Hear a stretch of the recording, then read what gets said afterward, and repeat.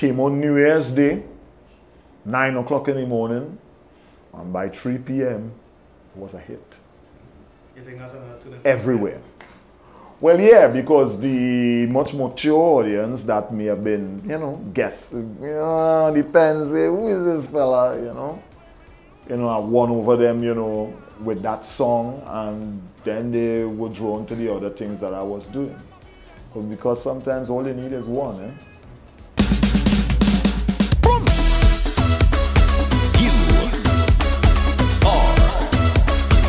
My teacher, Miss Dukaran in Standard 1, PD Valley Boys RC School, she put me in the school choir.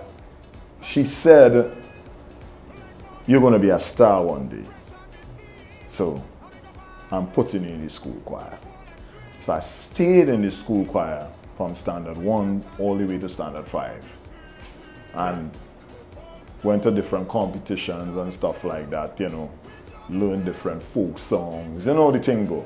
Teachers, the good ones and I guess the great ones, they see things in you, whether it be a coach, they see things in you that you don't see in yourself.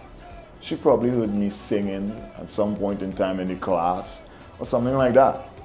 And she picked up on it and she said, let me be the individual to put this talent in the place that it needs to be at this point in time. And it was up to me to listen to her, to be obedient, take the advice, and didn't drop out, because after Standard 1 or Standard 2, so she wouldn't be my teacher anymore every day. She's still a teacher, so to hold on to that dream and have that discipline is something that I pride myself on. So that mental discipline has never left me, to stick to the task until you get the result you're looking for and beyond. Back in the day, there were so much things to draw you towards the art. I just love music, and again, I grew up in a household where that was facilitated. My parents, they allowed me to have that experience. Now, I can't say that they were there for every performance and stuff like that. They had to work, bills had to be paid. But they would always, make sure that my sister or somebody was around to give me that support. And the support and the encouragement is key. What was your childhood like, and what sort of principles and sort of took out from it? What did you learn from it? I learned that life could change like that, right? One minute I was in a house with two parents, and then before I was 10, my parents broke up. And I was the only boy, so my mom said, you make sure and go and check your father all the time, as much as you could, because I can't teach you how to be a man. But she always encouraged that I go and I see my pops, because there are certain things that I'm going to meet down the road that she may have an idea, but he would know exactly what is going on, because I'm a part of him just as much as I'm a part of her. And that was difficult, but music and the arts was always there to come to the rescue. Music has always been my place of refuge, where I could go, where I could be somebody else, where I could take the things that were going on that was difficult and kind of convert it, use that experience for something positive. And then, of course, greatest game God ever invented, football, right? Even though I never competitively played football, I used to play it, for fun. But my dad, he would, back in the day, he would say, hey, come and sit down and watch this English league, Italian league. Then we would watch highlights in the night. I think it used to be like a Monday or Tuesday on the Spanish league. Those days, people like Emilio Butragueño was still playing for Real Madrid, and Fernando Hierro was a kid coming up. So that is way back. And I just always had the love for football, and then came, the NBA with Magic Johnson and Larry Bird and they. So that was the next, after football is basketball for me, those sports kind of kept me grounded in terms of, you know, looking at it. What I took from my mom is to trust in God. Not saying that my dad, you know, it's not that. He grew up in church with his mom sleeping on the church benches and stuff like that. My mom, you know, her faith in God is incredible. And that's one thing she taught us. You know, as a family unit, we would pray, you know, every afternoon. I saw her yesterday, and it's always something about the Almighty God. And this is something that I try to pass on, you know, to my child and in my household, to always have faith in the Almighty God. And God is everything. He is everywhere. You know, He knows all things. So that's the greatest, you know, gift I could receive from anybody, you know, to build a closer relationship with the Almighty. So in anything that I do, I try to bring that perspective too. So if I'm in a party and I have to stop for a moment to address the audience, I'm not going to ask you stuff that, you know, hey, anybody want to go home? I wouldn't ask you that. You're tired? I won't ask you that, because if you tell me yes, well, we're going to be the next thing I'm going to say. I ain't want to go down that road. So I would ask you, I would say, you know, the typical things. Anybody glad to be alive today? You wake up this morning, you say your prayers.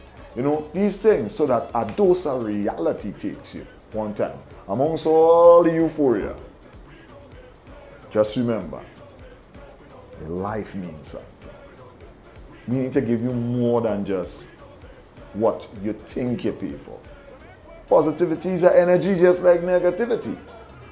So when I leave that stage now, you could say, hey, we enjoyed the performance. Or even if you didn't enjoy the performance, but he said something, and that resonated with me. The weight loss, again, it's a personal transformation? Well, I was always this size until the age of 21. Yeah. And traveling and, you know, not living a healthy lifestyle could make you lose your weight. I'm a kid, you know, he is here now. I had to make changes because it's all about being durable and less vulnerable, right? And instead of spending all our money in medication, spend the time in trying to get fit. Not about just losing weight, it's about getting fit. It's about mentally preparing yourself to do something that's positive. And, you know, my dad said, hey, this is the best thing you could do for yourself. Because if you could discipline yourself every day, not go to a gym and discipline yourself, right? And the end result is that you lose a couple pounds and you get more fit and you feel more good and confident about yourself. That's a good thing, right? And you're setting a proper example for your household. When did Maximus Dan become MX Prime? What was this about? Well, MX Prime had already transitioned in 05-06. There was some media conference up at Brian Lara's residence in the year of the World Cup, and I told the master proceedings, my new name is MX Prime. MX is also an abbreviation for Maximus. And Prime, one of the definitions is to ready yourself. When you're priming yourself, you're readying yourself for what is to come. And then when my son came, I said, okay, I am not the prime, he is the prime. When you work hard, you pay yourself. Before you pay bills, you pay yourself. So when I started to write this song, I felt that, hey, this song can't just be a normal song. This song has to be a celebration of me as an individual, where individuals can relate. You're feeling good like a new machine, like morning dew, fresh on the scene. So we go party, we go celebrate to the full extreme and light it up like gasoline. So anywhere you go, you shine your light. So the city could burn down. Whatever comes your way, I will be jamming still. I have to live still. I have to weather the storm, right? So now that I have all your attention, I will hold all your and walk on it. Well, that was me being the individual that I am as a person that will, you know, write songs that are based on current affairs and stuff like that, you know, and put that in there. So within all the vibes, there is something that we need to understand that, yeah, we jamming still, but we need to be aware that there are certain things that, you know, in our life we need to take seriously, right? In order to turn things around, in order for us to keep on jamming, we need to address certain situations. So rather than getting too serious about it, because in this life, I have too much lines already for being serious. So if I could reduce that in other people as well, if I could bring a little bit of warmth and a little bit of joy to your heart through music, through positive lyrics, that's my job, that's my duty. You know, I don't really concentrate too much on how you look out there and, you know, who will see you as this and see you as that. They will see you how they want to see you, you know. They will find stuff, the first candy you take, that steal when you're a baby. The people will do things on a day-to-day to try to derail you, to detract you. You are not perfect. I tell people I'm not a role model, I'm a real model. What you see is what you get. But at the end of the day, we out there where the cameras are looking and people are looking, and it's my duty to spread that positive vibrations. You know, and for those who may not be like me, my advice to them is that it's never too late to embrace change, you know, and to be the better version of yourself. Because you're not competing with anybody, you know, you're competing with you. You're trying to be the best you can be before time runs out. Anything you want to close off with? We jamming still.